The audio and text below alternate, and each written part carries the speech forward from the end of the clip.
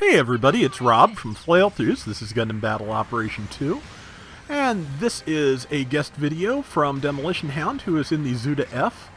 And he's got Spidey Wing in the Isaac and Nova Gundam in the Striker Custom along with him. And yeah, Zudah-F is a good suit. It is basically the Zudah but a general. That's pretty much its whole thing, though it does also inherit the high mobility Zaku's 100-round Zaku machine gun as sub-weapon, as I recall. Might only be 50 rounds, but it's still, it's still a machine gun sub-weapon, and those can be really good. There's a stealth unit, Nova's reporting, and number 4, who is a Pale Rider VG, is chasing after that one. Demo got the heavy stagger on this raid, which he has type advantage against. It's a Nero trainer in extremely flashy paint. And Spidey was right there to help land the stun, which helps keep it in place for Demo to get it down, and between the two of them, it is dead. So, number 4 needs support. Let's see, yeah, they are all fighting up there. Okay, well, there was some lag there, but he did hit with that,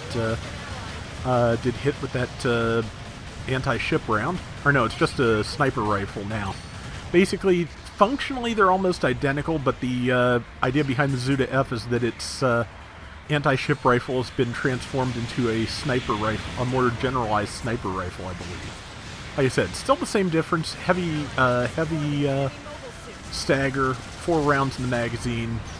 Since, as you can see, it was just normal stun on that Nero trainer because it hit its maneuver armor, but and good shot straight to the legs. Good tackle on that Jeddah. This is a really solid round so far. Almost got the machine gun kill, but Spidey was right in there. Spidey tends to like to run the Isaac relatively up close and personal sometimes, and you can do that. It's relatively fast, and it is a stealth suit, so, if you really need to, you can get in there.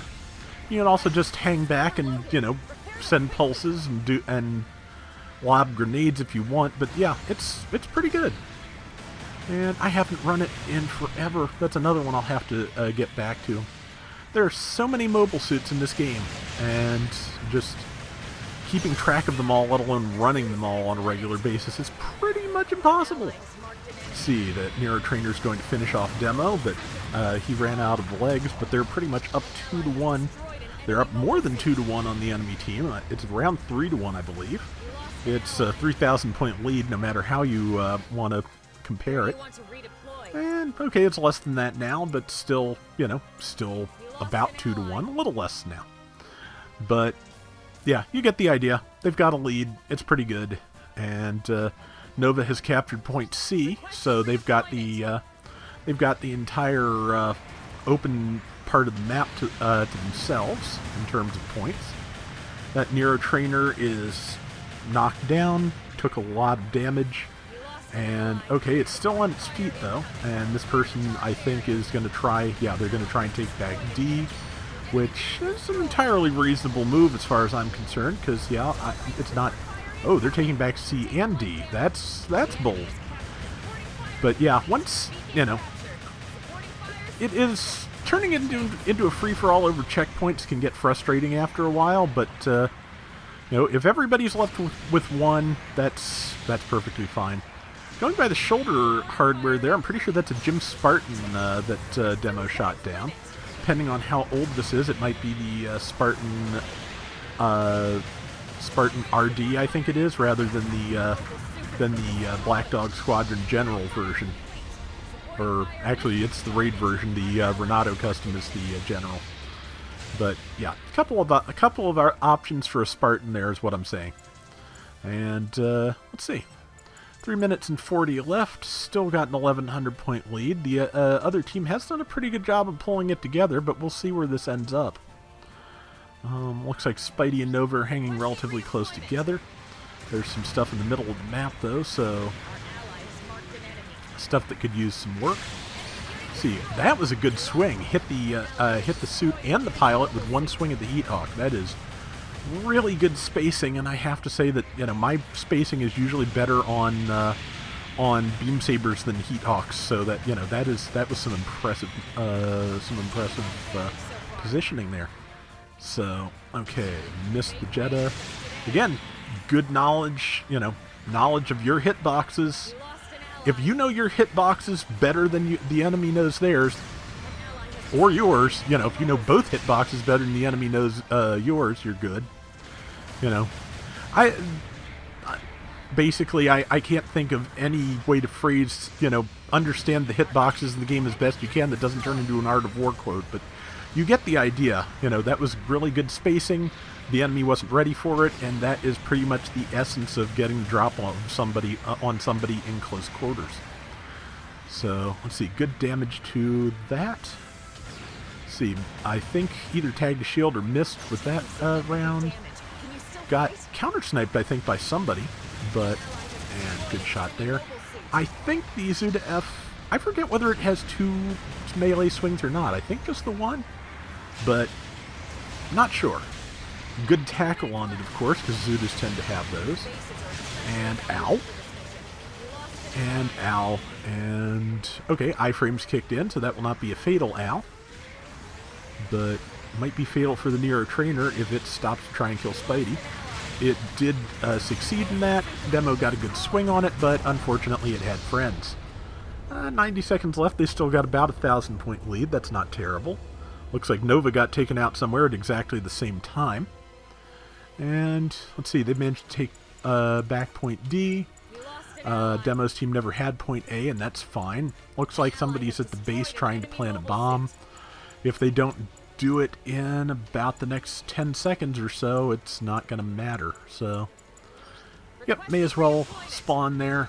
Yep, somebody's looking for it, and yeah, they're now taking point D and C so they can, push Demo's team back to their base. That can, that can work or it cannot work. If you can keep pushing and focus fire like they just did for a second, you can push somebody back to their base and cause them a lot of damage. But a lot of times what you do is you push them back to their most fortified position and make them have to work together whether they were able to do that effectively before or not. Support fire gets really treacherous in that situation, though, just because there's fewer places to dodge. So that's the Spartan for sure. And, yep, and it is going to die. Not quite. It got iframes. Demo doesn't have legs. But, again, legs are not really necessary at this stage because of the conditions that the enemy team set up for this fight.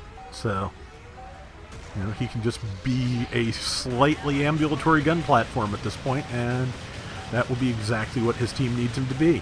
That Nero trainer's nearly dead, but the round is over, so it gets to live to see another day, though that may be small consolation. But yeah, pushing the team back to the base worked in their favor, I think. And yeah, swept the board just about. 2,800 score, 945 assist, 107,000 damage, 4 kills and 3 deaths. And that is going to do it for today's Gundam Battle Operation 2. We'll be back soon with more. Till next time, everybody take care and have fun. Later! I know I've mentioned this before, but I think it's been a while, and it's one of my favorite pieces of just detective work I ever did on a toy. The MS in Action Zudah, which they released about 4 different variants on, it was an odd duck just because it came out relatively late in the MSIA line. I want to say either just before or just after the Zeta Gundam figures, which was about 2005, 2006. But the construction was much more similar to figures from a couple of years before. And with MS in Action, there's a pretty clear chart of development across those figures' design. You can pretty much tell, if you can't tell exactly what order they were developed in, but to a point you can get a feel for like what year something was from. And eventually, after looking at the Zudah and thinking it was built significantly earlier than it was actually released, I wound up finding a copyright date on it. And yeah, the copyright dates on the figures were way, way earlier than the toy was actually put out. So if I had to guess what happened, I kind of think that maybe MS Igloo was originally at least considered for maybe a Cartoon Network run, and those were intended for a U.S. release. That is pure speculation, but whatever the reason, I'm pretty sure the copyright date on the figures from before Igloo actually got released, so I have no idea, what was being planned or what changed, but something changed.